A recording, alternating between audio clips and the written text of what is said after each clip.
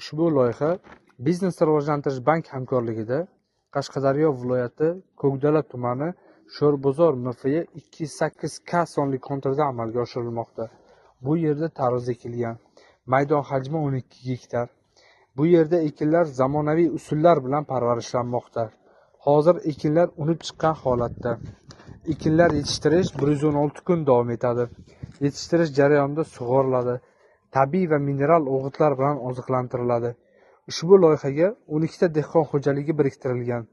Har bir dehqon xo'jaligi uchun o'rtacha 1 gektardan yer maydoni to'g'ri keladi. Loyihani samarali amalga oshirish uchun Ko'kdala yosh tadbirkori mas'uliyati cheklangan jamiyat biriktirilgan. Ushbu loyiha bo'yicha har bir gektardan 35 tonna hosil olinadi.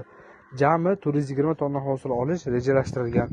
Kelajakda ekin maydonini kengaytirish va shu orqali dehqon xo'jaliklarining daromadini oshirish maqsad qilib qo'yilgan.